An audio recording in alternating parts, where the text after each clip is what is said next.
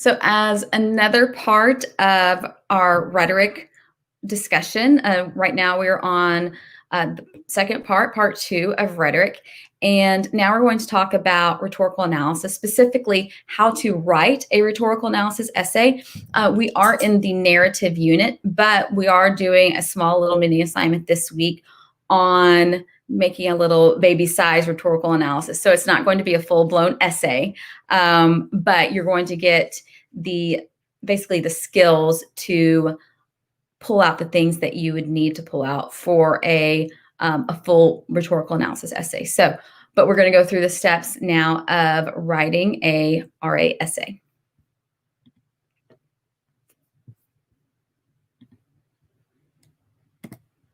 So what's the purpose of writing rhetorical analysis? What's the point? Who cares?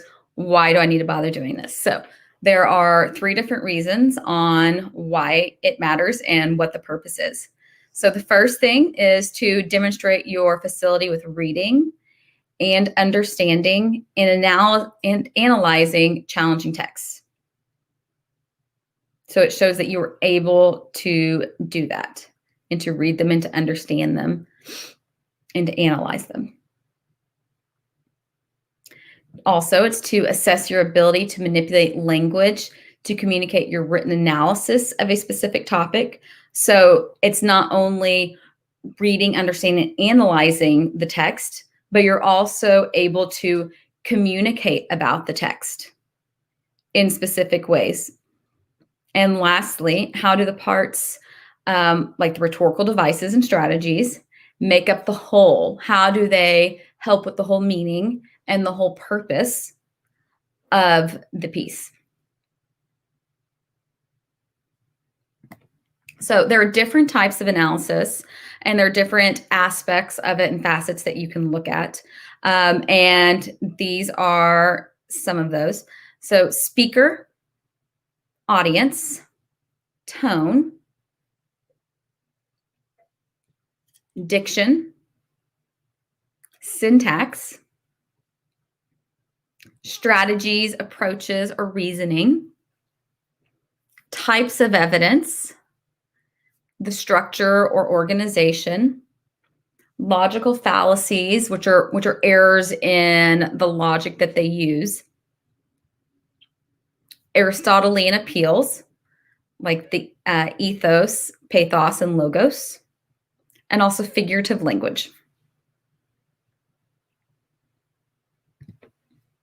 So you have to think about planning the essay. It is never a good idea, whether it be you have an essay on a test or if you have a full research paper that you have, 3 months to work on. It is never a good idea to just jump in and, write and wing it or hope for the best or whatever. So there has to be steps that are made, which is part of the reason I make you guys go through the writing process in this class. So there are certain steps that you need to make to help you pull out the information that you need, and to pull out the information that you need. And so you have everything to communicate effectively in your response, but also, in all honesty, it makes everything a lot easier for you, and it is far less time consuming if you just go through the steps. So the first step is to deconstruct, read, and work the prompt. So the prompt will be whatever question that you're responding to. Maybe it's an excerpt from something like a speech or something, or a book, or it is a full speech that you have to read. Or maybe it's just a hypothetical situation kind of thing, and it's just a question that you need to answer. Whatever it is, whatever is presented to you that gives you the question of what you need to respond to and write your essay about, you need to read that and deconstruct it and work through specifically what is being asked of you.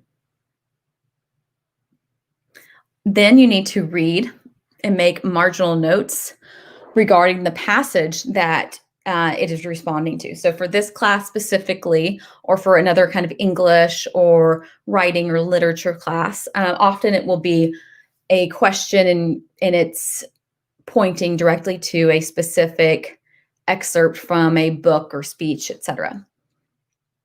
So you need to look at that passage that it's directing you to, and you have to go through and analyze that. Think about soapstone if that is something that you are familiar with. Lots of students are taught that throughout high school. Looking at the tone that's being used, the speaker, the audience, the occasion, the purpose. So you're looking at all of those things. Then you prepare to write. You need to make an outline, which is a part of what we do in this class for every major paper. It helps you. It's like a blueprint for your essay, and it is not set in stone when you write it, but it kind of gives you a map to figure out what you need to say when, because you might get flustered, you might forget something that you meant to write, and it just totally helps with your organization and makes the full writing process much smoother for you. You also need to note the keywords. So maybe there are keywords, quotes, or phrases used in your passage, and maybe they, when they tie directly to maybe some of the keywords that were noted in the prompt. So then maybe jot those down. Next is the writing. So you actually do the actual writing and response part, and then just go through and proofread. So this is just for a quick analysis essay. If it's a full-blown paper, then you would also want to do, add in some peer revisions and then producing your final. But this is just the quick how to get to a rhetorical analysis essay. So here's an example prompt. This is in reference to Truman Capote's In Cold Blood. If you have not read it, then I highly encourage you. It is one of the very first true crime novels ever written, and it is based off of a true story, obviously, true crime novel. It is very interesting. It's also very sad. There is a movie based off of it, but you have to read the book before you read the movie. So let's look at the prompt. The following paragraphs are from the opening of Truman Capote's In Cold Blood. After carefully reading the excerpt, write a well-organized essay in which you characterize Capote's view of Holcomb, Kansas, and analyze how Capote conveys this view. Your analysis may consider such stylistic elements as diction, imagery, syntax, structure, tone, and selection of detail. So I'm asking you, how would you mark up that prompt? So you may want to go through and underline Truman Capote's In Cold Blood. So just so you keep in mind, okay, this is what the focus is, this is what this is about. Then you might want to go through and underline well-organized essay, and then characterize Capote's view of Holcomb, Kansas. So basically every direction that you are given, that needs to be something that you note. Because if you don't note it, whether it be underlining it, highlighting it, circling, whatever, then you might forget it. So, and just the problem is sometimes people get so lost in the other words that they forget what they were supposed to do. So next one would be analyze how he conveys the view. So that would be another thing that you would note. And then I would it says your analysis may consider these things. That doesn't mean that you have to include all of them. So what I would suggest is you should put some of them in there, but it does not say you have to use all of them. So as I would go through and read the paragraphs that were given, I would try to keep each of those things in mind: diction, imagery, syntax, structure, tone, and selection of detail. And then I would pull out probably 3 in that excerpt to analyze. So that is how I would go through and work that prompt. So here's another one. Florence Kelley was a United States social worker and reformer who fought successfully for child labor laws and improved conditions for working women. She delivered the following speech before the convention of the National American Women's Suffrage Association in Philadelphia on July 22nd, 1905. Read the speech carefully, then write an essay in which you analyze rhetorical strategies Kelly uses to convey her message about child labor to her audience. Support your analysis with specific references to the text. So with that, again, think about what specifically is this about? And then what specifically are you being told to do?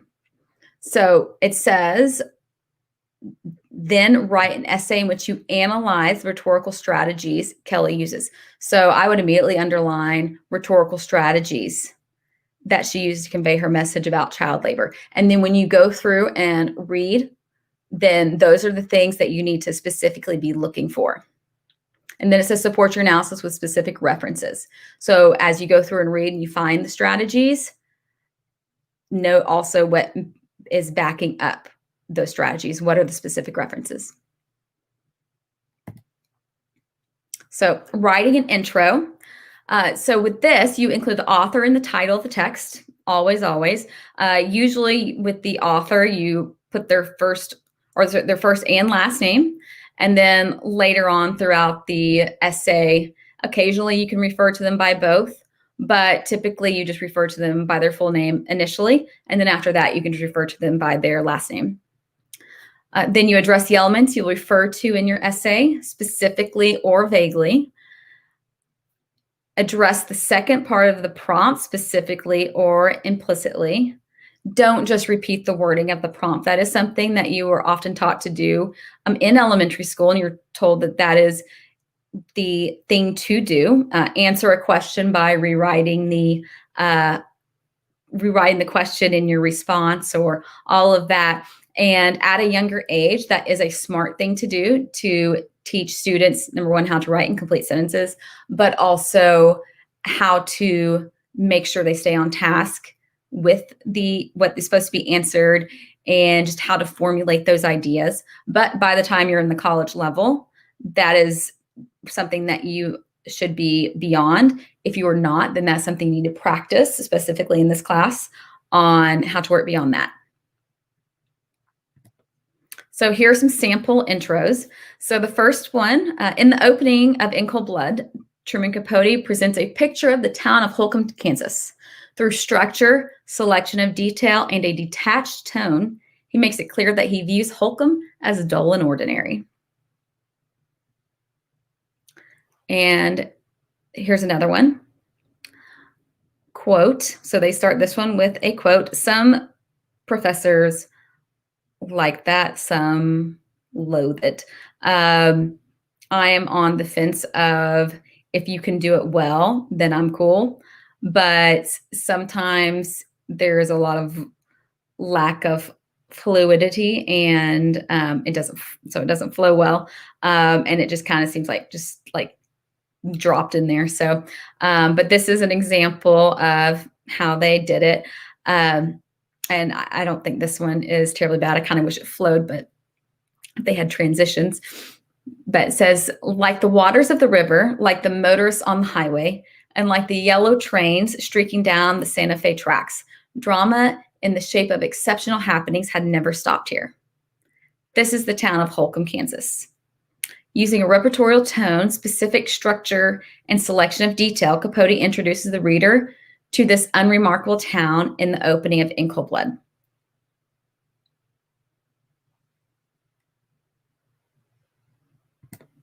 So writing the body of the analysis. So with this, you're analyzing the parts that make up the whole.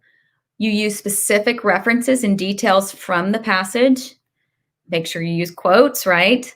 Or paraphrase and all of that. Make sure you're citing things. Use connective tissue to establish adherence to the question. Echo words and transitions between paragraphs. So a lot of this has to do with just fluidity and consistency through your writing, and also just making sure you stay on task with what the question is asking of you. So here's a sample analysis paragraph. and this one focuses on tone specifically. Throughout the passage, Capote maintains a tone that resembles a detached reporter who is an observer of a scene. Although the impact of the passage is seeing Holcomb in a less than positive light, the author rarely uses judgmental terminology or statements. In describing the town, he uses words such as float, haphazard, unnamed, unshaded, unpaved. Individuals are painted with an objective brush, showing them in denim, Stetsons, and cowboy boots. Capote maintains his painting camera angle when he writes of the buildings and the surrounding farmland. This matter-of-fact approach is slightly altered when he begins to portray the townspeople as a whole, when he uses such words as prosperous people, comfortable interiors, and have done well. His objective tone, interestingly enough, does exactly what he says the folks of Holcomb do. He camouflages his attitude towards the reality of place and time.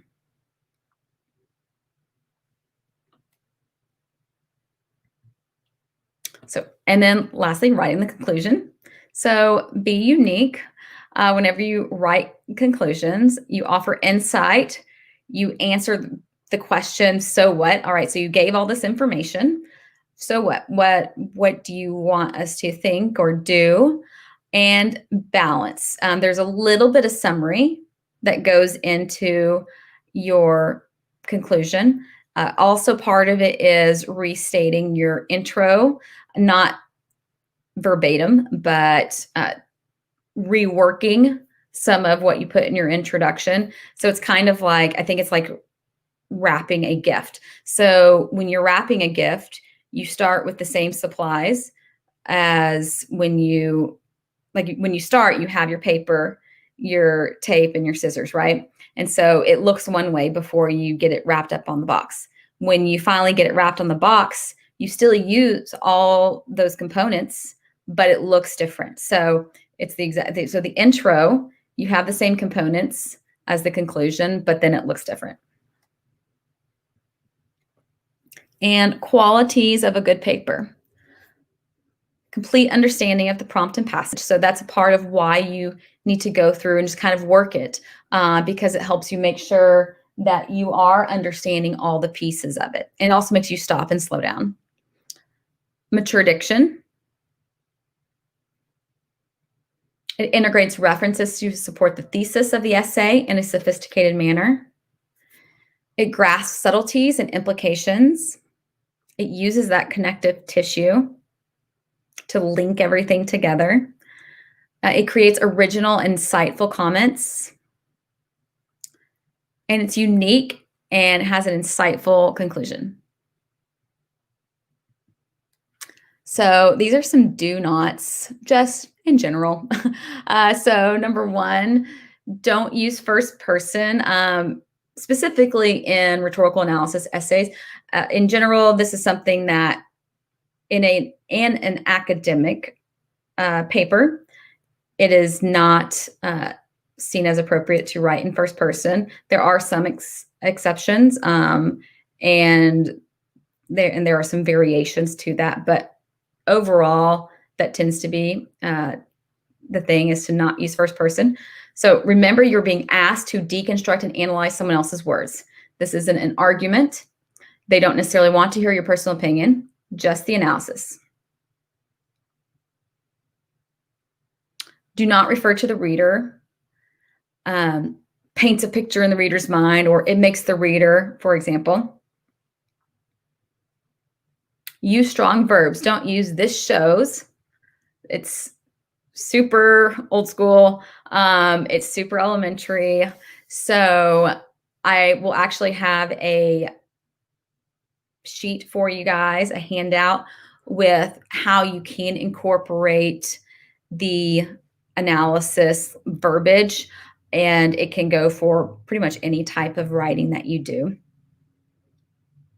Make sure you edit, whether it be small assignments or big assignments.